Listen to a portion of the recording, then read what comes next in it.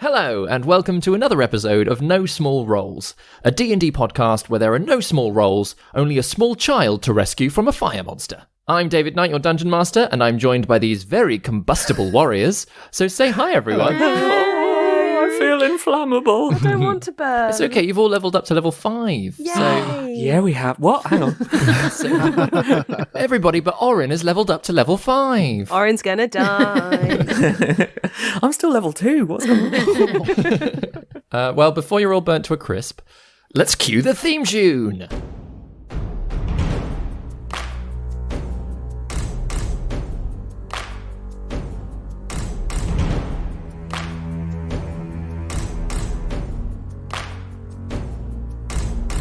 Prepare your party of players and polyhedral dice. Your tragic backstory better be worth the sacrifice. Seize your sheets and D20.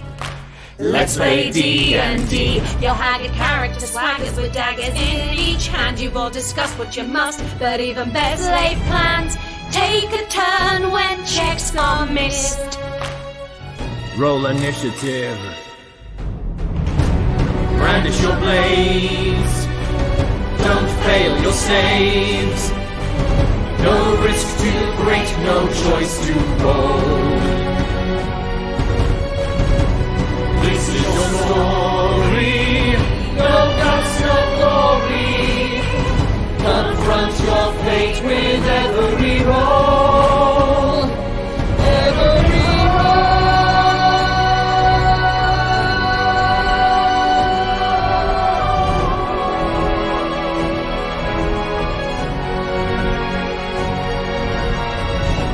Rises inside, one who will pay the price. Their chance of success will rest upon the dice. No risk too great, no choice too bold. This is No Small Roles.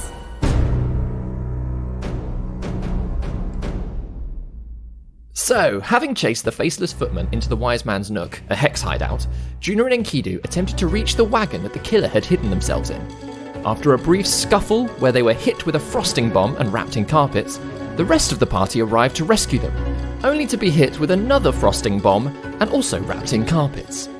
Luckily, Gaius was unaffected by the drug, and once out of the city, freed the party and did his best in corralling them until the drug wore off. A brief exchange with the wagon driver left you with 2 carpets, and after a quick moment theorising what exactly was happening in Rostall, you returned to the outskirts to retrieve Bessie. Using the opportunity to spread some rumours, Orin moved through the crowd at the gate and told the anxious populace that the killer may have escaped the city, as well as their connection with the Wise Man's Nook. Deciding to leave the whole situation alone, you continued northward, and as your first sight of Lake Dravain came into view, a scream pulled your attention and you watched as a young girl came rushing out of the trees, chased by a being made of liquid fire.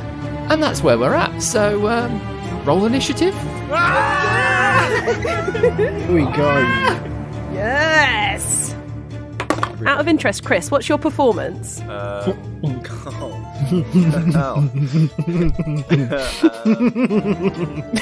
It is +4. Oh my gosh, is that it? Gwendolyn's got +5 performance. Yeah. Ooh, she's a better singer than Oh, Gaius. 100% I bet. She's a good singer. How? It's not come up, but she is a good singer. I've never said that Gaius is exceptionally good at. No, you haven't. If anything, you've said the opposite. Yeah. Yeah. No one said he was good. Is that your but highest? Is your charisma your highest stat? Or it should be, shouldn't it? My highest stats. No, it's not. What the fuck? Why not? Okay, never mind. He's not a well-built bard, this Gaius. Intentionally so. I love that. He's something else before a bard. Ooh. But his class is bard. So, Anyway. That's the most we've heard about Gaius in the whole time we've played. So, 25 to 20. Unnatural 20. 17. 10. 11. 11. Oh, Ooh, who's got the highest dex out of Orin and... Dex, I've got 18. 15, so you're... Yep. So, the situation as it is, you're up on a ridge with a few trees around you. There's actually a slight ridge to your left. To your right is a fairly steep drop. And beyond, you can see a valley, and even further, you can see just the edges of Lake Dravain itself.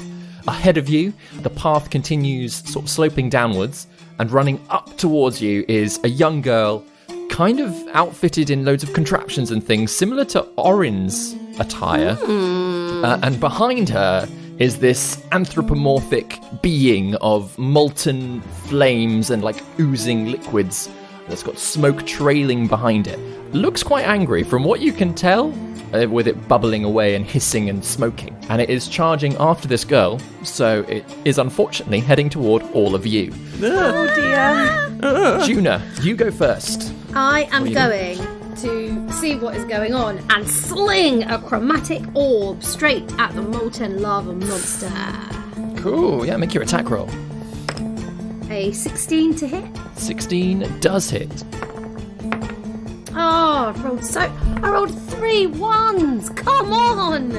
So just 3 damage then. I don't add anything to the damage. No, I don't think so, unless it says in the description. What kind of damage is that? Does it look like it is particularly susceptible to any particular type of damage? From this distance, I'll say you have no idea. It's just some Nice try, Vicky. of flame and liquid and smoke. It's hard to tell what exactly would hurt it. I'm gonna say cold damage. I get to choose what type of damage it is. Oh, nice. Oh, that's handy. Nice. And that was That's handy. 3 altogether, wasn't Yeah, it? only So that's 3. rounded down to a 1. Oh, I chose the wrong thing. Screw it. I'm gonna use some sorcery points and do it again. Yeah, come on. Yeah. Let's go hard on the first round of this combat. Absolutely. 9 to hit. Does not hit, unfortunately. Okay. At least I tried. Gwendolyn, it's your turn. Okay, how far away am I from the creature? You're about 80 feet away. Okay, so I am going to run 20 feet closer, and then I am going to pull out the star wand, and I am going to cast Fairy Fire, which erupts out of the wand in a sparkling green glittery energy, and it lights it up if it doesn't fail its dexterity saving throw. I rolled an 18 altogether for a dex save. Does that mean it saves? Probably. Because obviously I don't have a spell thing, because it's not me. So would that be my key save, maybe, that it's going against? It's actually 15 for those ones. Ah, okay. Right, good to know. Is that the same for Gaius's necro... Yeah, exactly. It's Wand of Weakening. Wand of Weakening. Oh, is that what it's called? What's mine called? Mine's Wand of Revealing, isn't Yes. it? Yeah. So. Okay, so it doesn't hit, and Gwendolyn just kind of shakes the wand a bit to be like, oh, why isn't this working? The glitteriness does impact it, and in fact, as the little girl is running closer towards you, she sort of ducks a little bit, even though she's quite short anyway. She ducks a little bit just so the sparkles definitely go over her head. Oh, sorry, I didn't want to get you. I didn't get it either. Are you doing anything else, Gwendolyn? I think she's just looking at how big it is and just going, oh shit, and kind of a bit frozen for a moment because I think it's probably the biggest, scariest thing she's ever seen. So yeah, it's the little girl's turn, and she carries on belting her way forward. So she almost catches right the way up to you, Gwendolyn.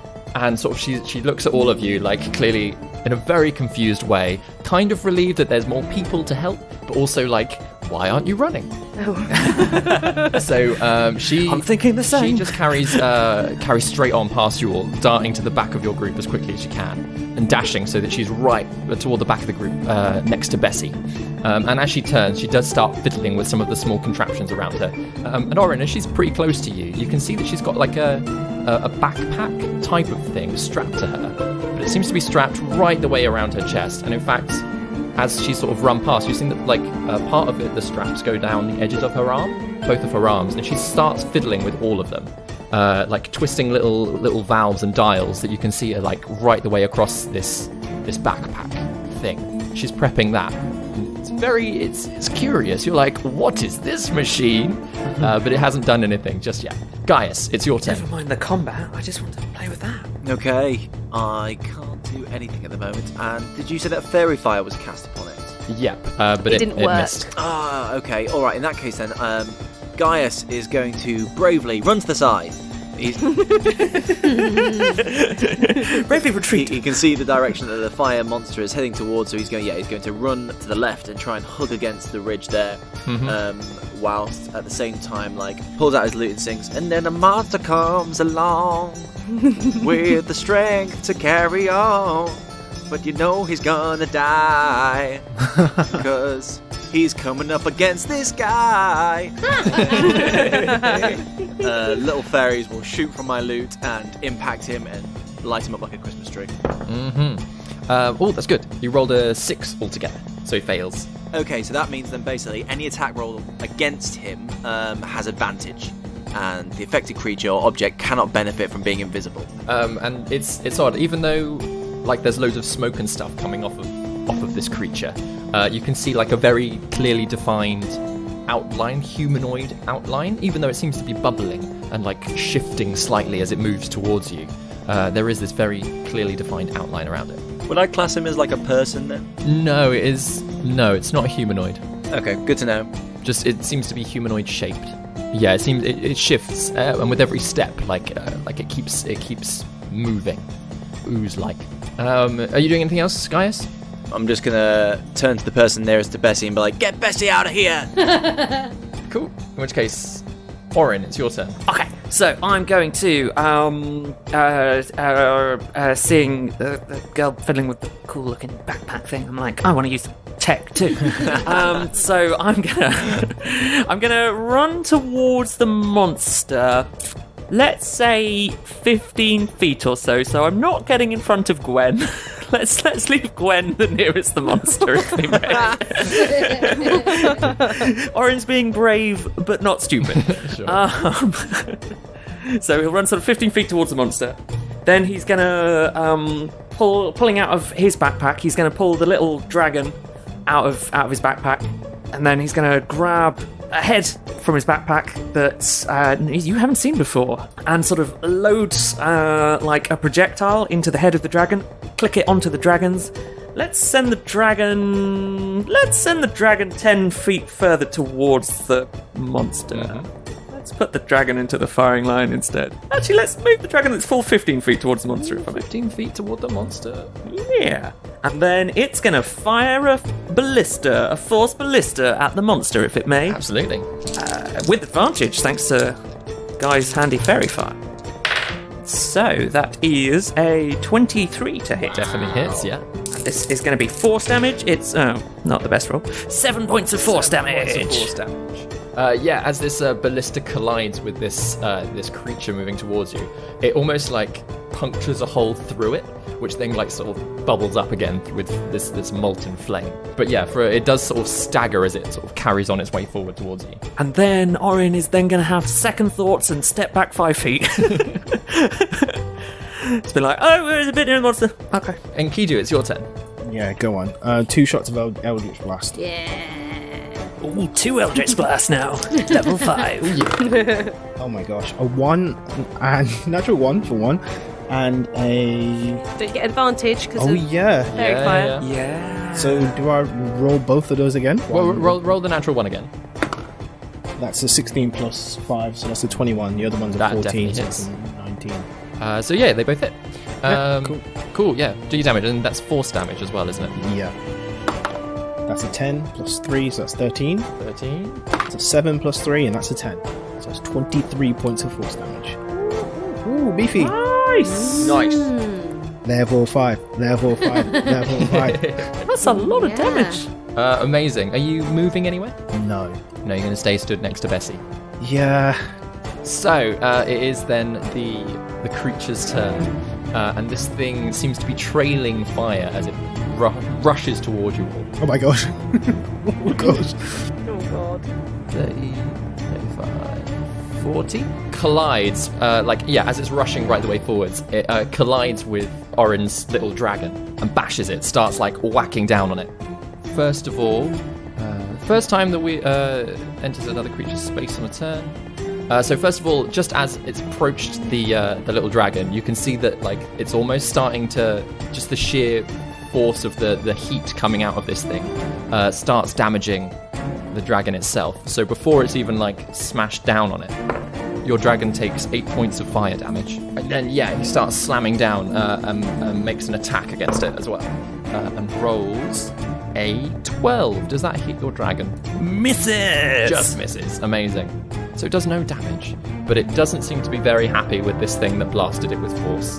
And yeah, like it's odd, even though it does seem to be a creature just made up of the elements, it does seem to have some kind of intelligence about it, or at least some primal reactions to everything that's happening.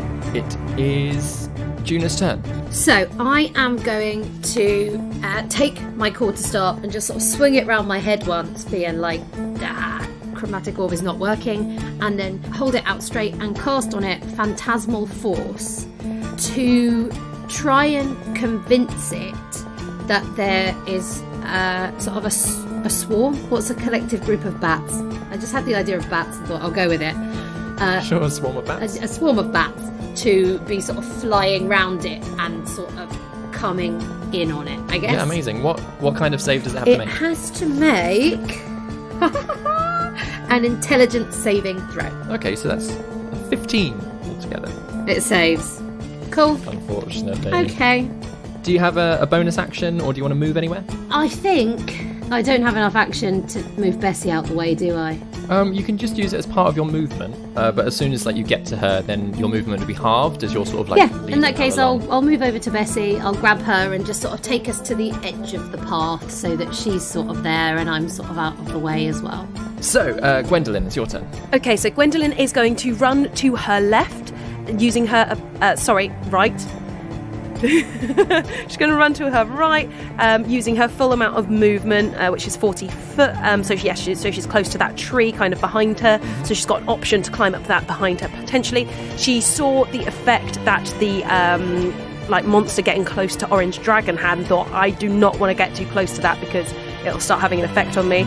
She very sheepishly puts away the Wand of Revealing and instead clasps her spear, which she is going to throw right on at that monster. Amazing, make your attack.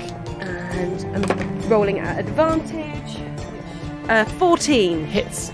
Yay! It's quite a big creature, so yeah, it's quite an easy target, as it were. Okay, she doesn't really feel like she's going to see that spear again, but, you know, it's better to be far away.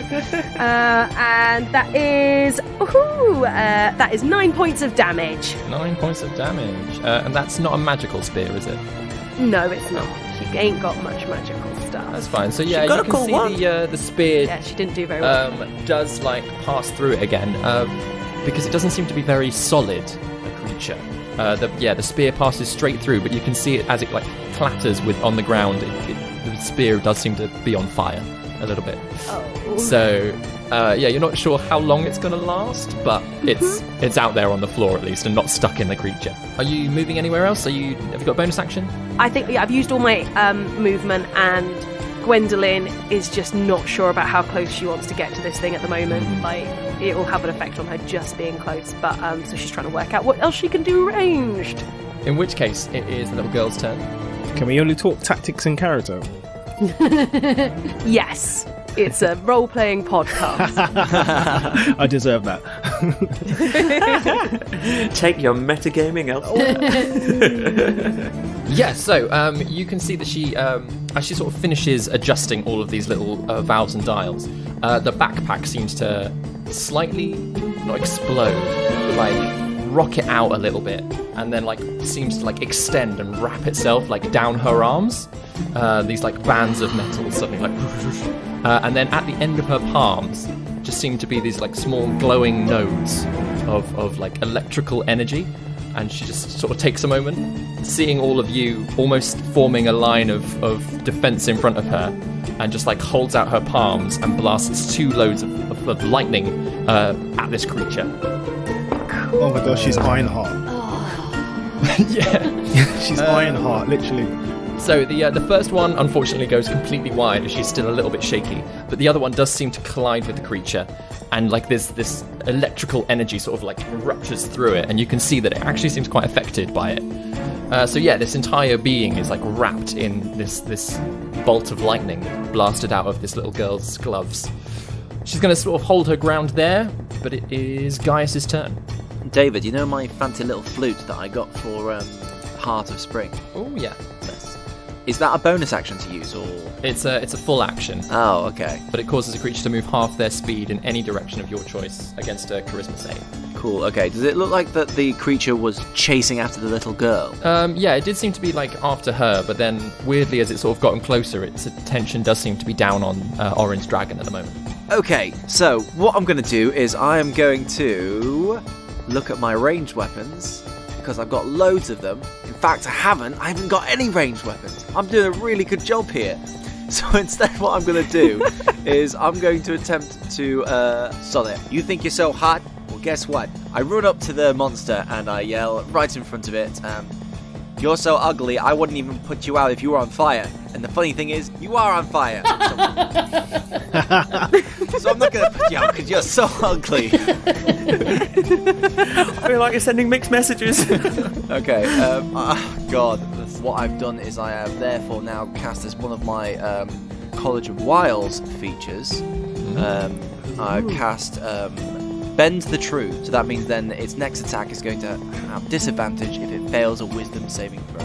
Oh, amazing. Got 11 altogether. Okay, so yep, it definitely fails, so its next attack is going to have disadvantage. Nice. And I'll just flip him the bird as well, and I'm going to carry on running straight to the ridge, and using the rest of my movements together. So you can move 30 feet, is that right? And I get a stitch, so I don't get as far as I can. So yeah, you make it right the way across the path, like about halfway to the ridge, and you find yourself between Orin and the creature. So it is Orin's turn. First of all, Orin, as you can see that the creature and your poor dragon is still like engulfed in its heat, your dragon takes another 2 points of fire damage. Okay. Dragon looking a bit hurt. So, a question. So, having just seen this lightning damage that the girl's done on the monster, did that look particularly effective? It seemed to be more effective than the cold damage and the spear. Probably on par with the force damage, actually. Orin is a little bit worried that flames might not really work against this dragon. Some elemental thing. Okay, first of all, the little dragon is going to back up a little bit away from the creature, potentially risking an opportunity attack. But it depends. Are you going to move out of its reach, or yes, please? In which case, very much so, I'm going to attack you. Go for it. Oh, that's fine. That's 12 to hit. Okay, nice. Misses. Misses. And then it's going to fire at the creature. Oh, actually, it was disadvantage, wasn't it? Oh, that should have been a disadvantage, yeah. Even. Oh, that's fine. It's only a 4 altogether. Definitely misses. Definitely misses. It's going to be a 25 to hit at advantage because it's still fairy-fired, yeah? Yep. Yeah, 25 to hit. Definitely hits. So that will be 9 points of force damage. So the little dragon, so many questions, sorry. Did it look like it took damage as soon as it sort of got into the area of the creature? Yep. The creature seemed to slightly engulf it, and almost as soon as the creature was close enough, you could see like the heat sort of affecting the metal of your dragon. Let's try Orin's slightly upgraded blowtorch of firebolts, and let's find out if fire damage works. So he's going to pull out his blowtorch, and which now looks a little bit shinier, a little bit more augmented than the old welding torch that he had before, and fire at advantage at the creature, please. That is a 23 to hit. Definitely hits. 10 points of fire damage. As you sort of pull out your blowtorch and start adjusting it, the spurt of fire goes blasting out, and you just hear this little girl behind you being like, "No, don't, no!" Oh no! Oh no! And as soon as the flames collide with the creature, Come back! Oh no! it seems to just absorb them and grow in size. Okay, so that was definitely the wrong move. So that big decision that I made about which one to do, I got that wrong. Yeah, it just seems to swell with the extra flame inside of it now. Sort of like, ripple upwards. Oh, I'm so sorry. I'm so sorry. Would you like to move anywhere, Orin? Back a bit. Yeah, just sort of back 10. Let's not go too far. Let's just go back. Actually, can I just go back until I'm about 30 foot away from it? Yeah. Maybe 25 foot away from it. Yeah. So you back up by about 5 feet just to be like. Ooh. Okay, just a little bit. Just take a little step back. How tall is it now? It's starting to reach the height of all of the trees around you. Okay. It's big. It's a big old creature. Size-wise, you could probably consider it huge by this point. I am really sorry. It is Enkidu's turn. DM, how healthy is this thing looking? It's quite hard to tell with this creature. It's on fire, Daryl. It's on fire. So you normally, a creature that's on fire, you'd be like, that's not looking too healthy. It did seem to be losing its form a little bit, but with Orin's little boost there, it seems to have regained itself just that tad, and like the gloopiness of its molten body. It just seems to be sticking a little bit closer. Okay, what are we doing? Fight or run? Which is it? Don't use fire against it. Just don't use fire against it. No, I wouldn't have thought to use fire on a flaming fire monster, would I? Never mind. If we get it to the ridge, I can do something. No, it's all right. I've got an idea. You guys probably stay south of it. Enkidu's going to run 30 feet. Fronty left. Yeah, to try and like get around the creature. Yeah. Yeah, so yeah, you try and stick as close as you can to the ridge to your left, which gives you about sort of a 10-foot gap between you and this thing. 10 feet, bloody hell. I'm going to pop my Eldritch Blast into it. So it's a dirty 20 and a 23 to hit. Ooh, very nice. Yeah, both hit. 8 plus 3, that's 11. And that's 10, so 11 and a 13. So 24 points of force damage.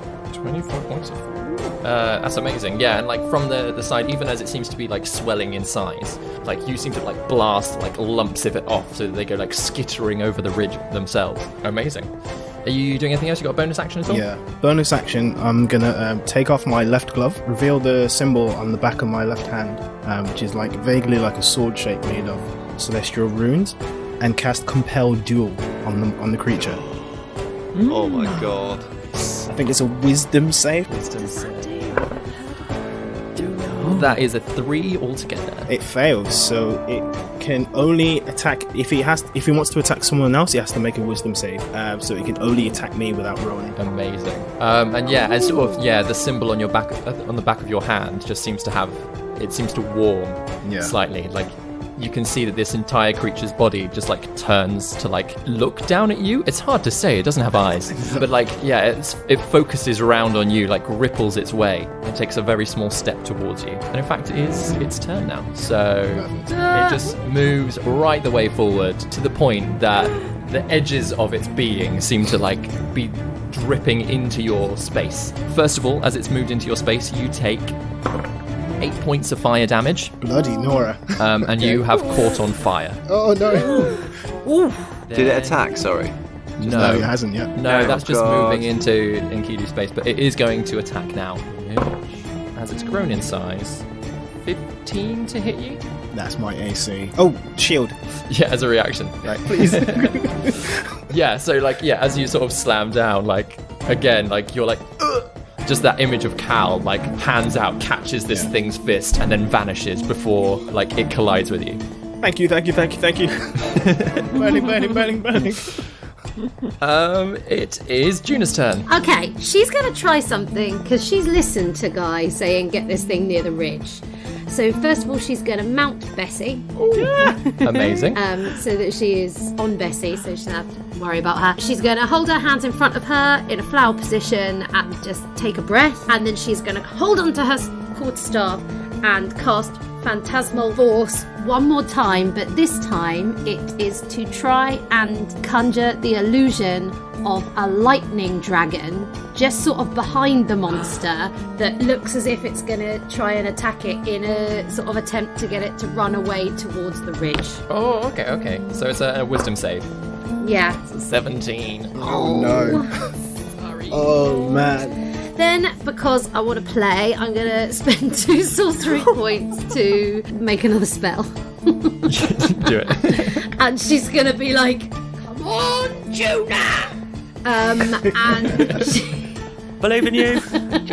she's going to attempt to sling a chromatic orb at it, this time with lightning, because she's seen the girl do lightning from her hands, so she's going to do that. Oh, and I'm going to cast this at level 2. Here we go. 14 to hit. Yes, Oh, that hits. does hit. Yes! Yeah. Wonderful. I just wanted to play. So that is 17 damage. Lightning. And then she just breathes a bit of a sigh of relief because she was really feeling like she was not being very good. Cool, yeah, and like as this lightning does like collide with it, whilst it doesn't get too distracted by the damage, Enkidu, as you're sort of like stood there in amongst this creature, you can see that it does start twitching a little bit, and more of these like globules of molten rock like fall off of it. Gwendolyn, it's your turn. Okay, Gwendolyn's very much feeling the lack of any sort of lightning or something, but she can see that there's lots of rocks on the ground. So she's looking for something that looks like she's going to be able to throw it well enough, something jagged that might do some damage. She's going to run forward 20 feet. Toward it. More like forward from where she was. So, like, so that she'll be in line with it, but she's running... Yeah, that's kind of what I'm talking about. Cool. Yeah. Yeah, so you're like almost and like behind it, opposite. It's between you and Enkidu.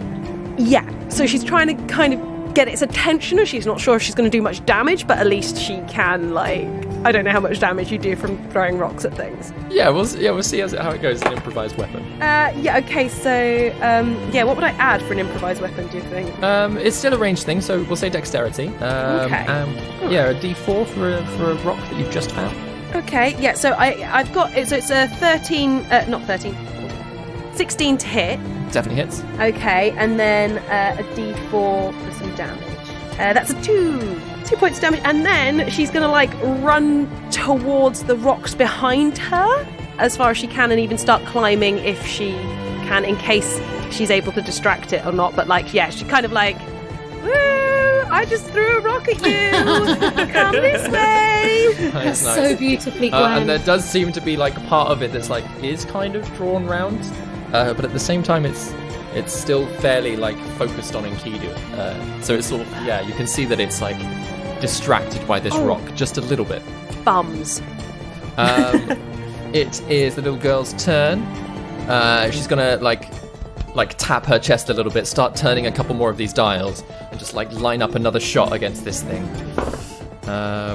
Yeah, and again, like one of the beams from her hand like goes wide. It just goes far too high, whereas the other one does collide with the creature and deals a nice amount of lightning damage. Enkidu, even though you are wrapped up seemingly in this creature's space, you're not taking the damage. It seems to be like dancing across its side and back, so you don't have to worry about that at least. And yeah, as this lightning blast like collides with it, like even more and more of it seems to be falling apart. It seemed to be having a harder time keeping its form. Gaius, it's your turn. Gaius is going to run in the same direction that Gwen did, running towards the ridge, and then will spin on his heel, strum a chord, and call out, "You stay away from that, warlock! Now it's time to taste this electroshock!" And then he will cast Thunderclap at it. Nice. Does it have to make a save? It does. It has to do a Constitution saving throw. Constitution. 14? 14 is my DC. So it just saves. Okay. Well, then, unfortunately, it just hears that nice ditty and nothing else. I suppose everybody else hears this like clap of thunder as it like sort of rumbles out. Yep. But yeah, again, unfortunately, it's not too distracted. Have you got a bonus action? I will bardically inspire Enkidu by just playing him, one of the favourites of like Dravanian like royalty and stuff like that, and just like to maybe remind him of his good old days. Nice. Orin, it's your turn. Okay, Orin is gonna firebolt. No.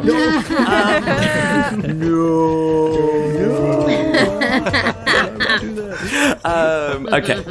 Orin would like to move sort of a little bit towards the creature, maybe sort of 10. Let's move 10 feet towards the creature, another 5 feet towards the creature. Then he's going to pull out.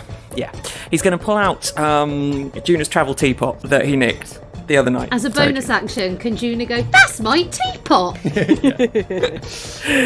Sorry, I've changed it a little bit. And he's going to sort of throw it towards the creature. And as he throws it towards the creature, two little wings are going to emerge from the travel teapot.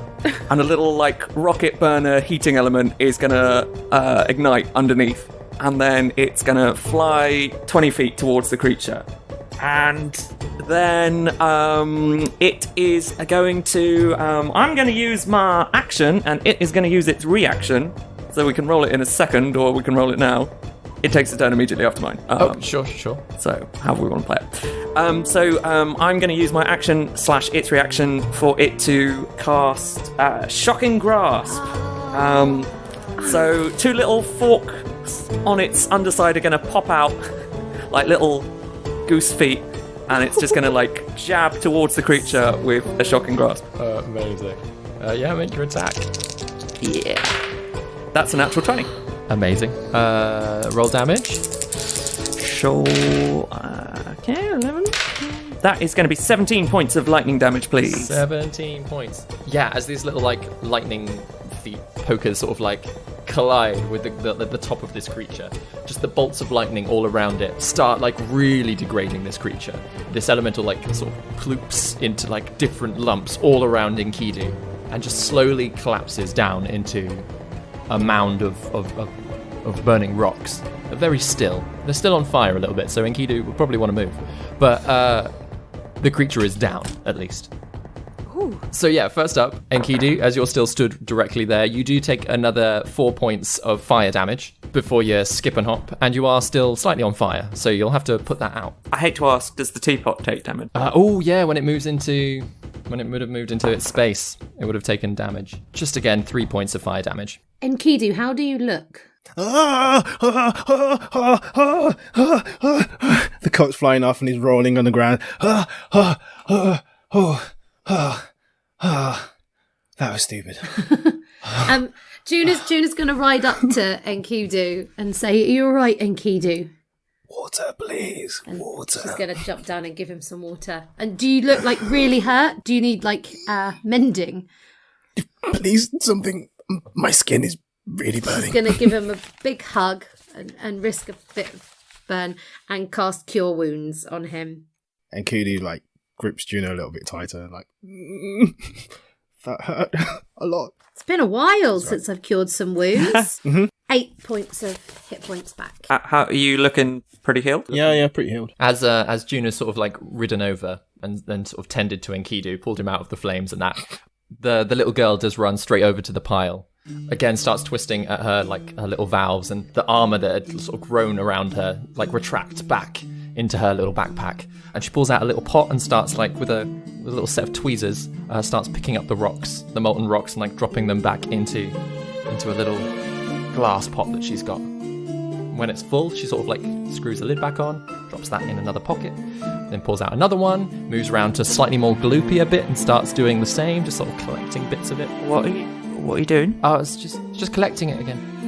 Okay, that's fine. Well, I didn't mean for it to... Collecting it again? Well, it's just my portable heater. That's the trouble.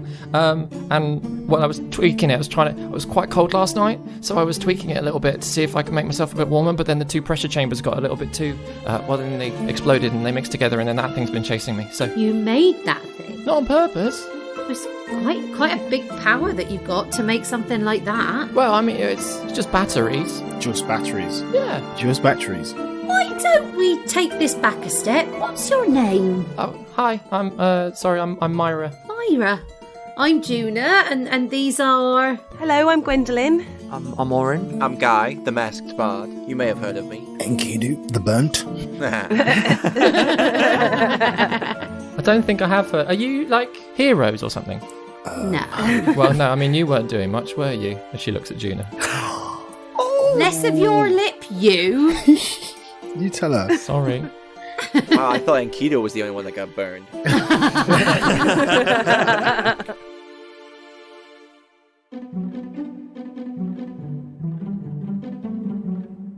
Grace here, keeping you updated with all things No Small Roles related.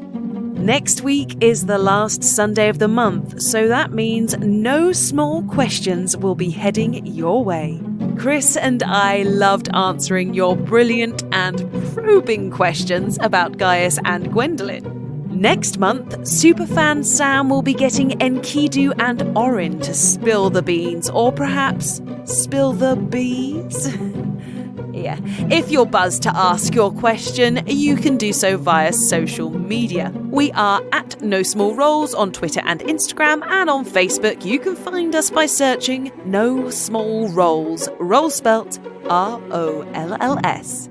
It was a joy to be joined by some of our lovely patrons once again, and we just had a lovely time hanging out and chatting long after the recording of No Small Questions had actually stopped. It was great. I drank all my gin. If you would like to join us next time live in the Zoom where it happens, you can sign up to our Patreon. Just head over to patreon.com/No Small Roles. Patreon is a great way to help us out so we can keep creating and developing this show.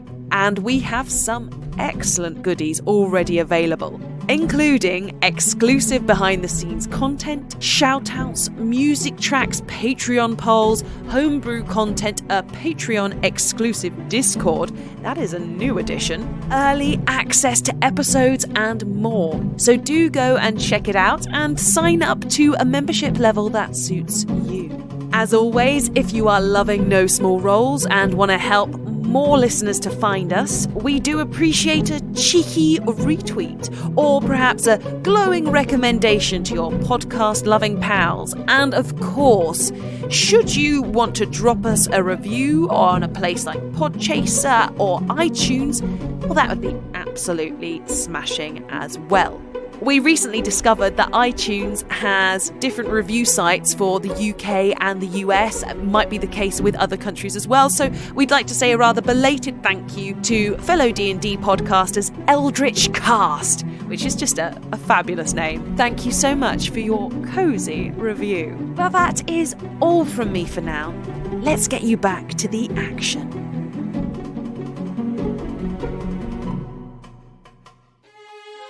Oh, well, lovely to meet you. I'll just carry on. She sort of, continues, like, filling up another little vial.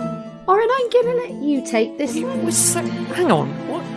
You were trying to make a portable heater and you made some sort of fire? No, I had a portable heater. I was just trying to make it stronger. And it accidentally turned into a fire Yeah, creature. I got the pressures wrong, and I mean, you must have got them really wrong. It exploded, and then that thing happened.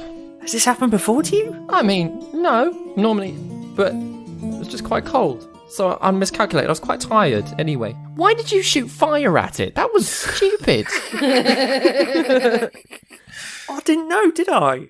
I mean, aren't you? How am I meant to know what your portable heater does when it turns into like some sort of creature? I'm sorry, I haven't encountered a sentient portable heater before. You've got that dragon thing and you've got that goose thing. Do you not know that? What are they powered by? Well, okay, this one, hang on. Pull the goose over. It's got like a pearl in the middle of it. Pop the lid off. Show her a little pearl that you guys have seen in the goggles before, that's now sort of sat in the middle, sort of wired up in various ways with little arcane bits of energy pouring off it. Now that's from a pearl. It's not from a flame. Well, there's a flame underneath, but I mean, I don't think if you hit it with a flame it gets big or anything. I mean, but that's so basic. What? Okay. Who are you? All right. Who are you? What are you doing here? Yeah. What's going on? I'm Myra, I said. No, but who are you? Where do you come from? Where are you going? I'm going to find my cousin. Who's your cousin? Well, I don't know you, and really I shouldn't be talking too much to strangers, so... we just saved your life. I mean, that is true. Innocent question, Miss Epthorn asked. What are you up to? Where are you going? It's dangerous out here, obviously. Well, I don't trust you just yet, and you don't... You are you even heroes? So, you seemed like you were... And I was running, and then there you all were, and it was like something out of a story, and it was amazing. And then you're just people. We are heroes. Yes, we are heroes. Oh.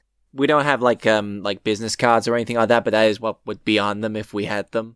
Do you have a hero name? That's the thing. We're on a secret mission at the moment. It's so secret we call it the secret mission. Oh yeah.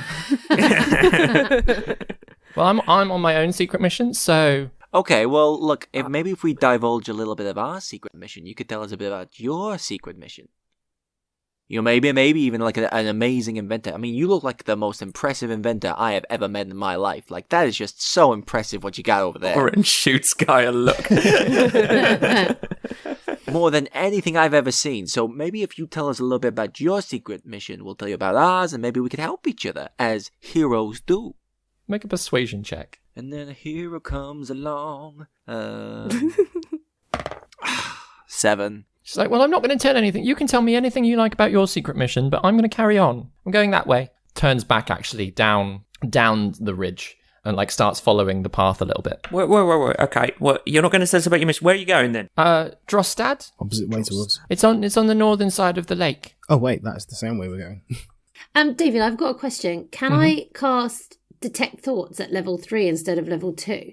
Just because I don't have any level 2 spell slots left. Yeah. I don't know if it does anything extra, for instance, but I you don't can need it definitely to. still It's- cast it yeah. at a higher level. I would like to do that, please. Just the surface thoughts, just to see what's going on. Yeah, the surface thoughts are along the lines of like, she's quite disappointed that you're not like almost like storybook heroes. With the fight over, a lot of you just seem to be like normal people, and she's sort of like, oh, they seem cool, but now they're not cool, and that short lady's really old, like really old. I don't think I've ever seen anyone that old. Ugh. And then she almost told me off. That's not fair. But then sort of as she's walking back, she was like, but at the same time, I've kind of been alone a little bit, so should I stay with them? Maybe they could protect me in case anything else goes wrong. But she's like, no, I can do it. You can do it, Myra, come on. And sort of like carries on walking. Juna's going to sort of walk alongside her, sort of try her best. I know she's quite small, and sort of catch up to her. Just sort of put one arm around her and Please say, don't touch me. all right, that's your prerogative. Look, Myra. Myra. Sorry, It's Myra. going well. It's going so well. Look, Myra, we genuinely are on a secret mission, which is why we can't really say out in the open. Well, if you're who on a we secret are. mission, like, are you famous? Yes, we are. So what are you called? Well, I don't know can't any say it- hero I groups can't, that don't have I a name. can't say it out loud, so I'm going to say it into your head. Points to Myra's head and says, we're called the Order of the Mark. Just sort of comes into her and she says that. Boom! And she then casts message still saying, and our mission is so secret, we can't tell you until we know you, but we would like to get to know you. And then just sort of looks at her like that. She stops walking. She looks at you. Did you just talk in my head? I did. Weird. It's not weird. Also, the Order it's of the heroic. Mark. What mark? Don't say it out loud! Oh, what? And Sorry. she sort of looks back at the others.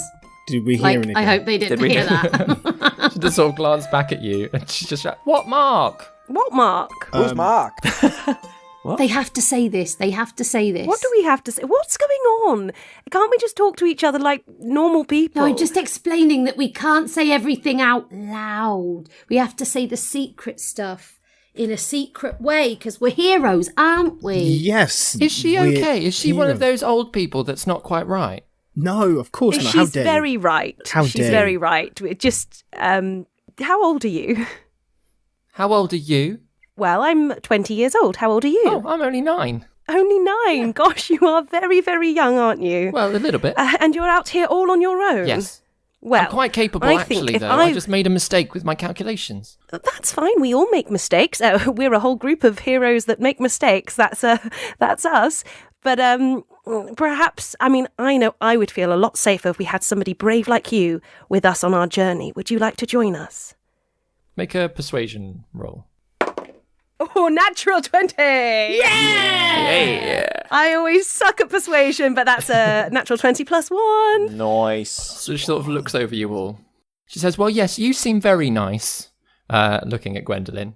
And I would quite like to be friends with you, actually. I like your dress. Well, I'd like to be friends with you as well. And Gwendolyn shakes her hand. She sort of shakes If it back she quite... offers her hand to shake. Yeah, she shakes it back quite firmly. She says, so are you in charge then? You're the leader? I don't think any of us are quite the leader. We all work together. Teamwork makes the dream work, as they say. But you're the tallest. Well, I am the tallest. But, I mean, if we took it by height, you're the shortest. And I'm sure She looks over at Juna like... Juna sort of like looks everywhere. your height doesn't dictate whether you should be in charge or not. So you're saying I should be in charge? I'm saying you could be in charge, but probably not of our group. Not just yet, anyway. Yeah, even if you're little, you can do a lot. You shouldn't let a little thing like little stop you. College of puns. Musical theatre references. We now owe royalties to Tim Minchin. Well, that's a good point, actually. But I tell you what, we don't need somebody to be a leader. We just need some company. And we're making our way to Lake Dravain. You seem like you have all sorts of clever contraptions. It would be wonderful to talk about them. Yes, I was wondering about that. And she looks over at Orin. How many are you? Are you like a wingthrup? Oh. No. Are you? Yes. You are. Well, and I was just wondering because normally I thought you were maybe a distant cousin or something. Well, you never know. David, she hesitated ever so slightly there. Is she like lying for the sake of bigging herself up, or is she actually classing herself as a wingthrup? Make an insight check. I will make that insight check, sir. Natural 20! Oh my gosh. Yes! No, so you recognise the hesitation more as deciding whether or not to tell you. That she is telling the truth, but for that second she was like, do I admit it? Okay. It's almost like part of her secret. And she's like, I've told you my secret identity. Is like the vibe you get. Brilliant. Wow. A wingthrup, eh? You know, it's interesting really that you call yourself a wingthrup, because we've been going through the region here, and someone mentioned something about a wingthrup. Are they like a family of some sort? Yes, of course we are. She's got one of our wands. Who? Gwendolyn. Yes. This one? And she shows her the one with the stars on. Yeah, that's one of ours. Oh, is in your family made them? Are they wand makers? Well, that and a lot of other things, but yes. Oh, wow. Well, I'm grateful to have such a fantastic piece of kit. I mean, it didn't quite work for you. I'm very sorry about that. Would you like me to tweak it a bit? Oh, how could you tweak it? Well, I could see if the power source inside maybe it's faulty. Maybe that's why it didn't work. I could turn it up a bit for you, is what I mean. Sure, why not? And Gwendolyn hands over the wand. Sort of, she takes it in her hands, sort of like starts looking over the runic thing, pulls out a little like monocle that she like just drops into her eye, over her eye. Juna clutches her quarterstaff really like tightly. And then like turns it up. So Orin was watching very closely. And just slightly rotates. Seems to like open a small clasp in there and slightly rotates it. Like the end of the handle pops out, and there's actually a very small cylindrical glass thing with like this sort of fuzzy energy that's bouncing backwards and forwards inside of it. She looks at it and she goes, "No, I don't think there's anything wrong with that. To be honest, its pressure is turned up quite high. Maybe I should turn it down a bit." Oh, no, do leave it at the level. It's probably, do you know what? I'm still learning. Not really the sort of thing I use all the time, but I think I just need some practice. Oh, okay. Yeah, she sort of looks at it, looks back at the pile of molten rock just behind you all, and like reinserts it into the end of the wand, screws it in, and almost like as she hands it back, you can't see that there is any kind of seal at the bottom of it at all. That's incredible, the craftsmanship. I can't even see how you opened that up. What was that inside? It was the battery. Oh, that's a battery. Yes. I mean, I don't know what he's using for batteries and power sources, but we use elementals. David, have I ever heard of a battery? Do I know what a battery is? Make an intelligence check. I'll give you advantage as well. Just plain intelligence. 23. Yeah, like the concept of like a power source like contained within a small box or cylinder or as like a way to power something bigger. Yeah, you have heard of the concept. Whether or not you've necessarily seen an elemental battery in this way up close, I'll leave that up to Orin's you. maybe used other stuff, but not. Yeah, like Orin's clearly been using a lot of other things, found items to power his contraptions. So the idea that there is like a standardized like form of power source might be a little bit new to him. Guy's gonna just lean over to Enkidu in a very loud whisper, just be like, "Wow, so that's how like the pros do it." That's really impressive. Gobsmacked. Do you know, I'm sure my father would be fascinated to know more about this sort of thing, if he doesn't already. Do you have any parents nearby? Her sort of expression seems to drop a little bit. She says that, I don't know if they're nearby anymore. I don't know. That's why I'm going to find my cousin. Who's your cousin? Ferricine. Ferricine? Do you know her?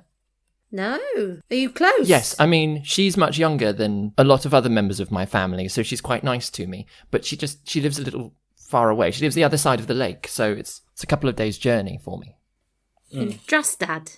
Yes, so I was going down to Rudderville, which is a small, on the southern thing, on the southern side of the lake to try and get a boat to go across the lake to get to Drostad. Yes, I've got to do it as secretly as possible because I don't want to be sent back home. Why don't you want to be sent back home? Well, that's part of my secret mission, so I don't know whether or not I want to tell you. All right, that's up to you, whether you tell us or not. Would you allow us to accompany you north, at least, until it's safe for you to rendezvous with your cousin? We're heading up this way anyway. Yes, I think that could be suitable. Yeah? And we'd probably be quite good at keeping you secret. People probably won't expect you to be travelling with people. Oh, that would be very helpful if you could, if we could say that I'm not Myra Wingthrup. I'm somebody else, and I'm your Yes, we could have a friend. false identity for you. Yes, that would be wonderful. Like in the stories. Absolutely. Are you sure you're not a proper hero group? We are. Well, But you have a weird name. we don't have a name. The less said about the name, Myra, What do you mean you don't have a name? She said that you had a name. Do we? We have a name. That's Gwendolyn the looks first at of Juna them. like, Let's just get walking, shall we? I mean, maybe whilst we're coming up with a false identity for you, Myra, maybe we should try and come up with a name for ourselves. Yes, I could help you decide. Yeah. You could be Yes. Myra's heroes. Oh my gosh. And Keely just walks ahead. I love it. No. Defeaters of elementals. Defeaters of elementals. got a Gosh, sounding that to it. sounds quite fabulous, Well, doesn't yes, it? that's what I thought. What about like the firefighters?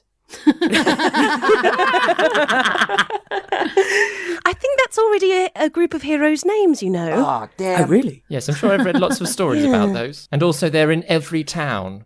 Who is this man with the mask? Sort of directing that question toward Gwendolyn. Well, this is one of my very good friends. This is Gaius, the masked bard. That's what he said his name was, but also why is he wearing a mask? That's a very good That's question. part of his mystery. Oh, the mystery heroes. Yes. And we deal in secrecy. And the less you know about our deepest secrets, the better we can operate and infiltrate the places we do. So. Mystery adventurers. Okay, let's walk and talk. Yeah, she Yeah. starts like throwing I assumed out we were walking. like the most random any words that pop into her head that seem to fit together. She's like, maybe the Crunchy Gang.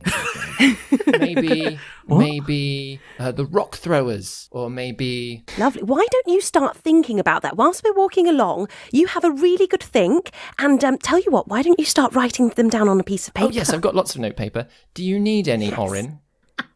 I'm fine. I've got what? I've got some. Oh, okay. I just wasn't sure whether or not you drew your designs down or anything like that. Yes, I do. I'll make blueprints first. Oh. Usually. Okay, I didn't for the teapot. I'm going to admit I didn't have time, so I've just kind of strung that one together. Yes. Um, Would you like me to have a look but- at that for you? I think it's fine. Okay. She carries on walking. Orin's wrapping tape around it to try and mend it currently after it's got a bit flamed by the creature, pulling out reams of tape. She sort of like moves ahead of the group slightly, like with a little notepad that she's pulled out of another pocket and is like writing away. Okay, well, you got your notepad out. What is this arms thing that you had going on Well, then? it's just a simple piece of armor. Armour.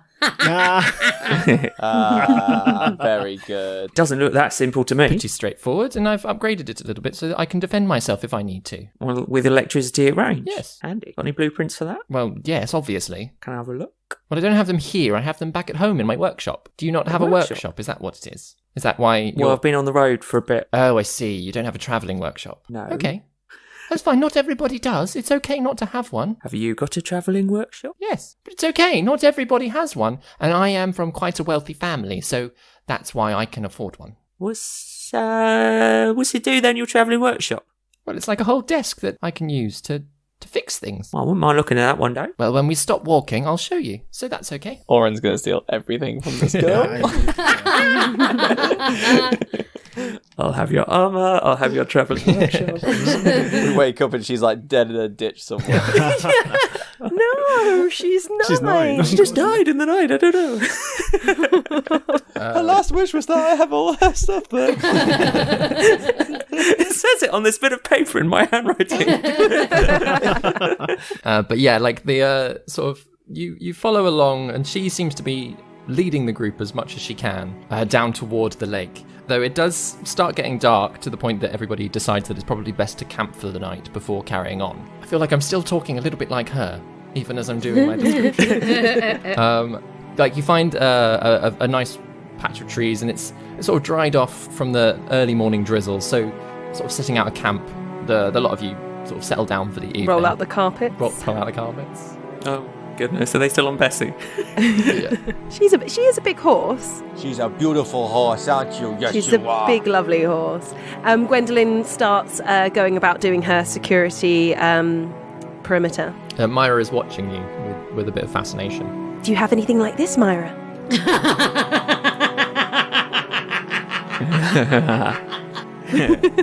In your face, Myra.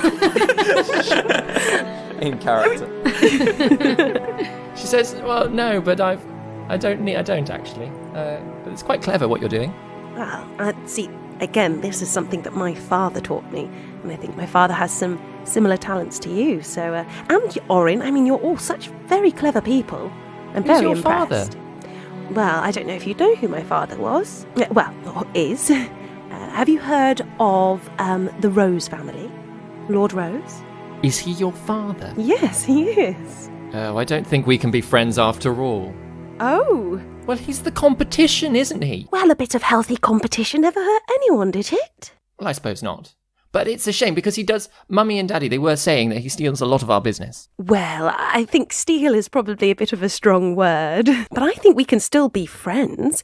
I mean, surely a secret friendship between families that shouldn't be friends is even more exciting, isn't it? I mean, that's true. But you can't steal my secrets and you can't tell your father. Do you promise? I promise. And Gwendolyn raises a pinky to do a pinky swear. At the same time, like, Myra's holding out a hand to give a handshake. So it kind of turns into like a weird, like, she's holding your pinky and, like, shaking it a little bit. Well, that's not how you do a secret handshake. You have to get your little pinky, Myra. We're going to have a secret handshake. Yes. So this is how we do it. We say, see, I'm going to do a promise. And so we grab each other's little pinky and we shake it like this. That's interesting. Do you not have many friends, Myra? Well, not my age, no. I mean, you're not quite my age, I know. No, not quite. But, no, I don't have anybody quite like me. Well, that's because you're special. Well, thank you. You seem special too. Well, thank you very I much. do like your bonnet. It's very cool. Would you like to try it on? Yes. And Gwendolyn takes it off and ties it up underneath her chin and, yeah, just helps her, like, find some of the dried flowers left over from the Heart of Spring festival and kind of, like, gives her some of those. And, you could pin those to yourself if you like. And Oh, this is very nice. And she sort of carries on following you as you two are having this sort of this nice bonding session as you'll finish setting up the perimeter. Everybody else sort of sat in the centre of the group, watching sort of this little girl and Gwendolyn having a nice time. What are you all chatting about? Are they those two are away? Yeah, they're are a little bit out of yeah. earshot. So She's a Winthrop. it's a Winthrop. That's who we're We definitely can't tell her we're here to investigate her family. descendants of Archmagus Erida Winthrop fiercely claim the eastern edge of the forest, likely hiding something there. Where did she say that she was from? Like where her parents were? She wants to get to the north side of the lake, but where's she from? I don't think she said. She didn't say no. No, but she's going to Drastad to see her cousin, she was saying. I think Which seems to be near the forest. I feel like she ran away from from her parents. Maybe she wants to prove herself, or maybe her parents disapproved of her lifestyle choices, and she's gonna have to like hang out with her like liberal cousin or something like that. What, like her choices of turning portable heaters into killer elemental machines? Yeah, how cool was that? How cool is that? Also, did you catch did we catch the conversation about the wand? Yeah. That was in the whole group. So she recognizes Lady Vandel's wand, which is made by the Winthrops. Yeah. So they're into lots of magical things. Yeah. Is it worth getting this girl to her workshop, maybe seeing some clues about what's going on up here? Yeah? Yeah. Yeah, Definitely. definitely. But we gotta remember that we gotta keep who informed and also out of the picture. He just said for us to like keep an eye out and to look out and investigate. He didn't say anything about getting our hands dirty or getting too stuck in the swamp, if you know what I mean. I just think we can't let her know what we're up to. No, right? yeah, absolutely. But there's no harm, I don't think, in travelling with her. She doesn't seem to have any untoward agenda with regards us directly. So maybe we just travel with her a few days and see how that lands. Yeah. We could also ask our patron if he knows the family tree of the Winthrops at the moment and see where she stands. Maybe she's in line of inheriting the family business or some sort. She's not likely to tell us herself. We certainly can worth digging certainly around. ask. Well, I mean, I think that's what all that sort of information is what he wants us to find out. Maybe. Because it's the descendants fiercely claiming the eastern edge of the forest, hiding something. So they've got something they don't want people to know about that they're up to. We stand to gain by sticking close to her. I'll try and put up with her. Yeah, she could teach you a few things, maybe. I'll try and put up with you as well. I forget Oren has some sass. Oh, you kidding me? He's got buckets of sass, this guy. Look, I tell you what, it is quite interesting watching Gwen in the more mothering role. Focus on that rather than the precociousness, shall we? Juna, did you say that she's got like a sister or something? Yeah, she said she was going to see her cousin. No, I mean, Pharisee? No, I mean Gwen. Oh, Gwen. Yeah, Gwen Gwen. does, yes. Prim. Oh, yeah. Is she like younger or older? She's older. Oh, yeah, she's got a younger brother, though. You can kind of see that actually, can't you? Yeah. She's good with her.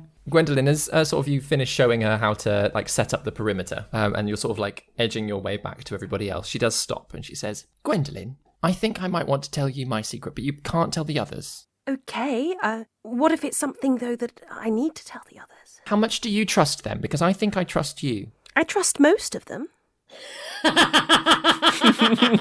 Is it? That's so interesting because Daryl's gone to the toilet. Is it Juna? I don't think I trust her much. Well, why wouldn't you trust Juna? I don't think I've ever seen anyone that old before. Oh, well, that's something that's very fantastic. Because if you've been able to live that long, you know all sorts of amazing things. Now, she's known me my whole life, and she's lived many lifetimes before mine as well. She's been alive such a long time, so that means that she's got lots of wisdom within her. But does that mean that she's just going to tell me what to do a lot? Not at all. She can give you advice, and she can help you. But that doesn't mean she's going to tell you what to do. Maybe sometimes. But I bet even you could tell her what to do sometime. Am I allowed to? As long as it's respectful. I'm sure you tell people older than you what to do sometimes. Well, yes, but not that old. Well. Okay, I'll try to Don't be see it as something- respectful, and I will try to listen to her a little bit. She has some very good advice. Because she's been alive so much longer than us. So it's something to be respected. But And- that doesn't mean she's always right. And that Enkidu's very brave, isn't he? He's definitely very brave, yes. He ran right the way up to that thing, and then shouted at it, and it came right over to him, and that was very dangerous. It was very dangerous, yes. Usually it's more me running into the fray, so I was quite surprised to see him do that, but he was trying his best to save everybody. So, that I suppose that was very brave of him. Very brave. Yes. Do you think he's someone to look up to then? Are you two like boyfriend and girlfriend? No, not Well, not because even. if you both run up together, that's quite romantic, isn't it? Well, I can understand how you might see something like that. No, but no. You're getting quite flustered. I think it might be true. I don't think so. You see, Don't worry, I actually- won't tell him anything. No, definitely don't. Because you see, we don't actually get on very well. We're not the best of friends at all. He doesn't like me very much. You see, finds me quite annoying. I've decided not to take any heed to him not liking me and just get on with things. Okay, so your secret's safe with me, but you don't like each other, wink. Yes, just without the wink. Okay. Okay. Now, come on. I thought you said you were going to tell me your secret. She seems really nervous, like having distracted the conversation for it to be like brought back round to that. I don't think my parents are my parents anymore. How do you mean? I don't know. A few weeks ago, maybe a month, they went away. And when they came back, I don't think they were them. They look like them, but I don't think they are them. Mm-hmm. Very hard to describe. So I'm going to my cousin to see if she knows. So they look the same, but they don't feel the same. Yes, Where did they go to? it's quite a big secret. It might have a clue as to how or why they've changed. They went to the family workshop Where's the family workshop? in the Golden Forest. Do you know it? No, but it does sound like a very interesting place. I'd love to see it. Me too. But I'm too young to go, so I'm not allowed yet. Do you know where it is? Well, yes, Within it the is. Golden Forest? Well, I don't know exactly. That's why I'm going to check with Ferrocene, because she lives much closer, to see if she knows anything. Well, you know, if we are heroes, like you say, which actually I really do hope we are, the heroes that you want us to be, perhaps we can help you get your parents back to how they should be. I'd be very interested to see this workshop, and perhaps we could go on this mission for you to help you get your parents back to normal. Well, I don't think you'll be allowed in, because it's only the Wingthrups that are allowed in there. Very occasionally people that need a lot of help. Maybe if we... But I'm too young to go. We could so- say we need a lot of help. No, it's more people who have been hurt in fighting and things, and need to have parts of them replaced. Oh, wow. As in limbs and things like that? Yes, I mean sometimes we can ship those out, but sometimes if they need a lot of attention, if they need a lot of help, then they get taken to the workshop. Wow, that sounds absolutely amazing. Maybe your parents needed something replacing. I don't know. This feels like they've entirely been replaced. I'm so sorry. That sounds like it must be quite scary for you. Well, it is a little bit worrisome, yes. So that's why I thought I would go. And normally I wouldn't go out travelling by myself, but I felt that it was best thing to do. Yes. The right thing to do, perhaps. That sounds very brave of you as well. I think you might be a hero too. Oh, I don't know that. I've not done anything heroic yet. Not yet. I might do, though. Maybe if I can save them. If I do save them, can I join your group? Your gang? Well, we'd probably have to have a conversation with everyone. The but heroes I'd like you to join us. of Lake Dravain. Maybe. Do you know what?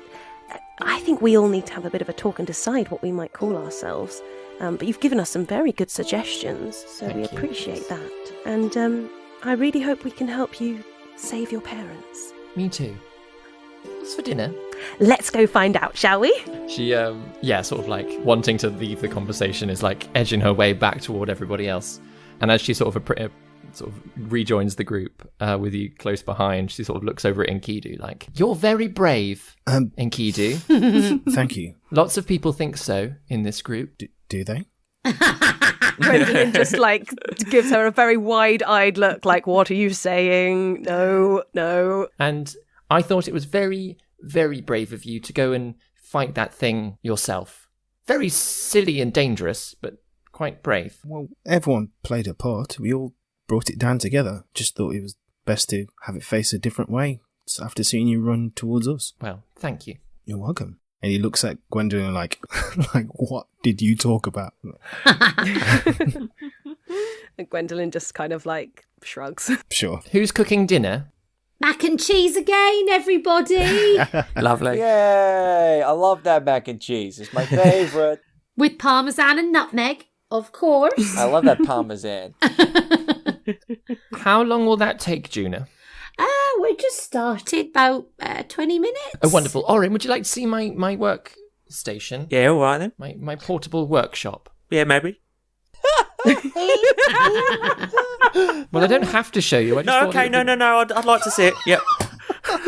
The desperation was just so evident.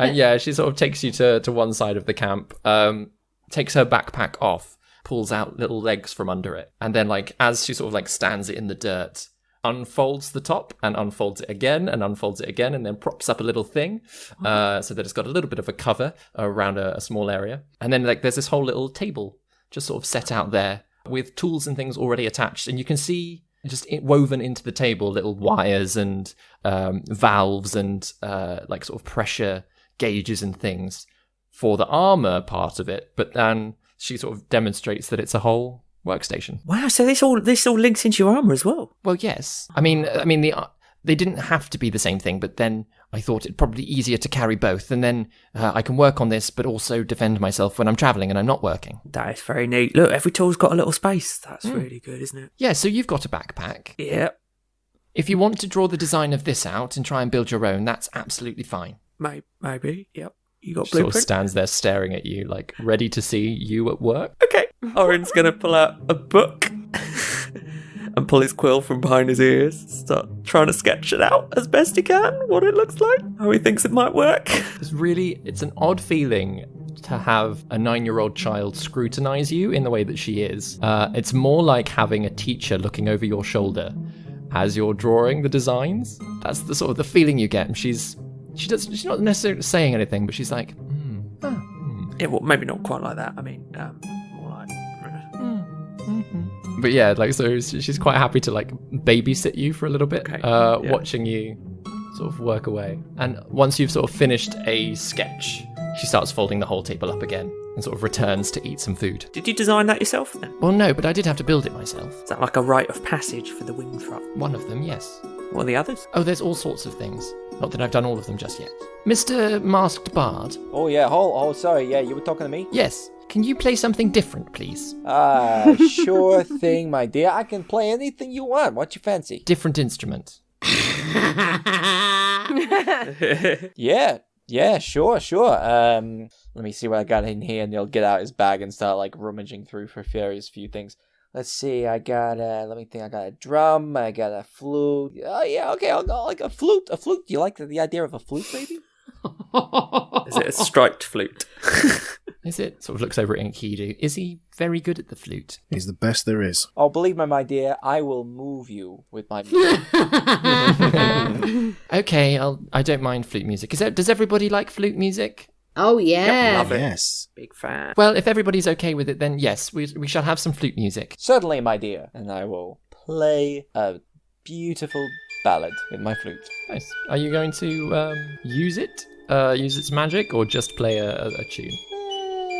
I will. Yeah, I'm wanting it to trust us, so I'm actually just going to play the flute.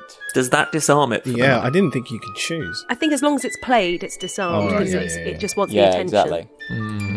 It's the attention-seeking flute. As Not as catchy actors, as Pied we Piper. really feel its pain. So after dinner, and she's not necessarily complimentary of the food, Juno, but you do see that she eats every last scrap of it.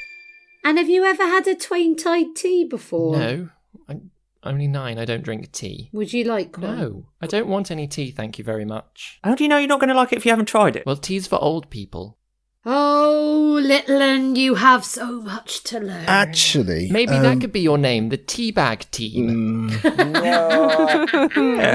Maybe in certain It's circles. got a certain ring to it. I don't think so. Something with tea would be good, wouldn't it? Well, we do like tea. That's true. As true as a brew, that is. Yeah, True as a like the brew. fateful brew. What about the Tea Titans? We should have a name, something romantic, something mysterious, so people don't even necessarily know who we are. They've just, heard us on the whisper of the wind, perhaps. Ah, cool. And they infiltrate many a magical and secretive fortress or workshop or castle. oh yeah, just we are very good at infiltrating. We could be the infiltrators. Guy and the Supremes. Rings a bell. Yeah, let's keep workshopping. Yeah, brainstorm those Yeah, let's just throw all these ideas into the pot, guys, and work it. Oh my gosh. Talking of pots, Orin. Oh. Oh, yeah. Oh, you in trouble, Sorry. son. You took Mom's favorite teapot. Now, And you brought it to can that life. teapot still be used for making tea? David, can the teapot still be used for making tea? I don't know what you've done with that teapot. You say you think put it the can. pearl inside of it and wired it up. Yeah. But it's also got like a burner on the bottom, and it's still sort of If you're an happy integral. for water to be heated inside of it, then great. I think that's fine. I think that's fine. All right, then you're off the hook, Orin. I might, yeah. So I'm thinking of names for her. I'm thinking maybe Aggie, Artificer Goose Intelligence. She looks a bit like a goose now. Oh. Or Tig, Travel Teapot Intelligent Goose. I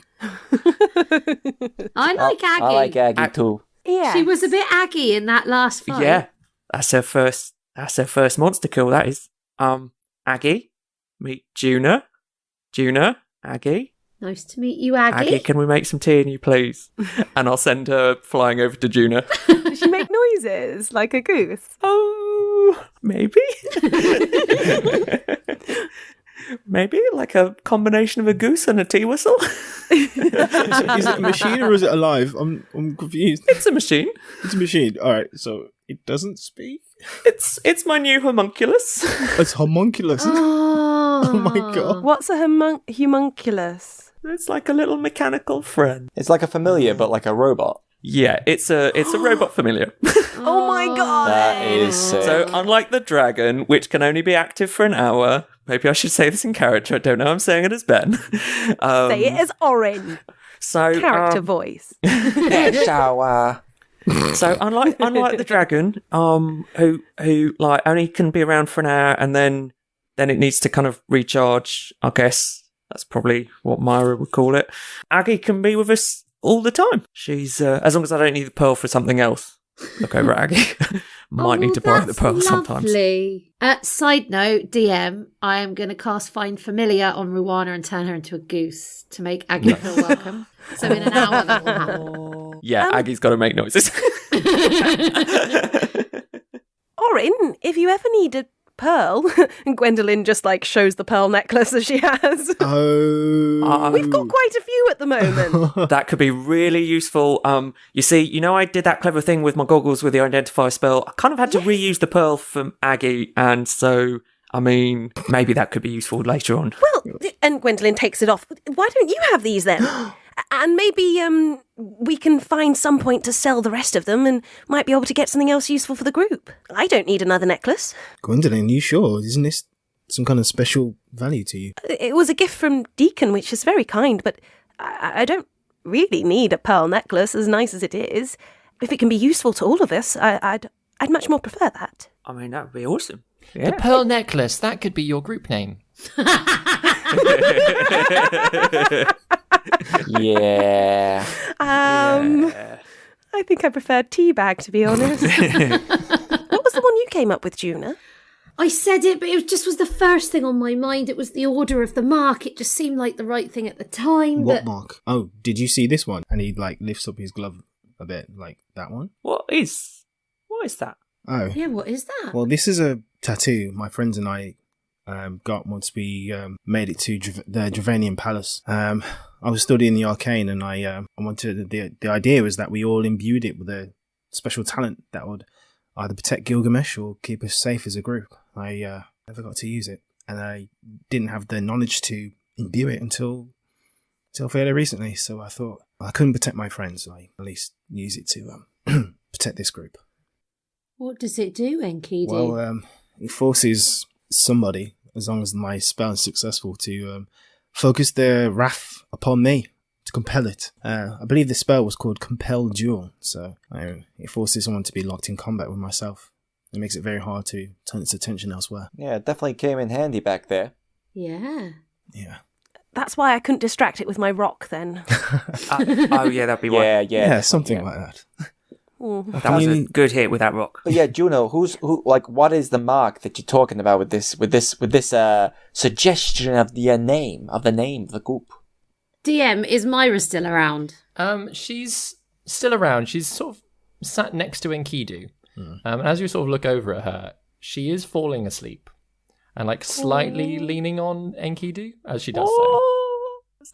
But she's still trying to like stay with the conversation a little bit. She's still wearing my bonnet as well. She's still wearing your bonnet. But she's fighting. Yeah, she's losing the fight against sleep at the moment. Oh, it's sleepy time. I think it might be time to tell you something, but not quite now, she says, looking at Myra. Kind of just like gently turn to like just catch her weight a bit and just like lay her gently.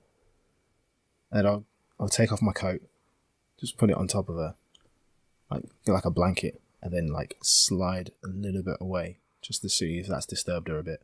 No, and as you sort of like lower her weight to the floor, she just sort of seems to snuggle down under your blanket. So Ruana emerges as a new goose. Just before the geese are laying.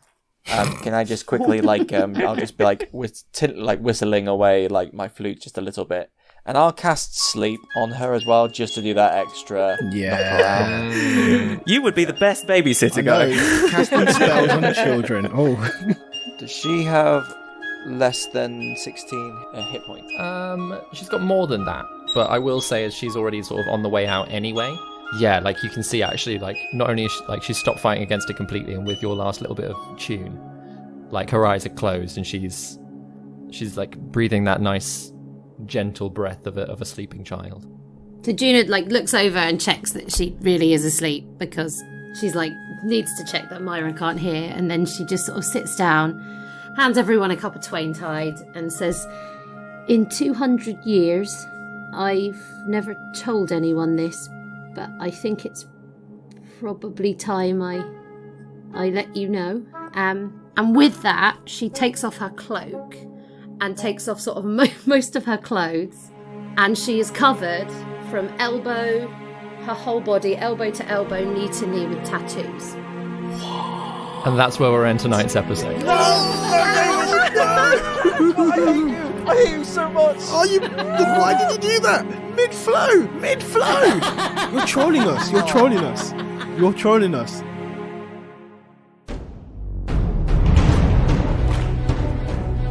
You have been listening to David Knight as your Dungeon Master, Ben Galpin as Orin, Chris Watts as Gaius, Daryl Bailey as Enkidu, Grace Kelly Miller as Gwendolyn, and Vicky Gaskin as Juna.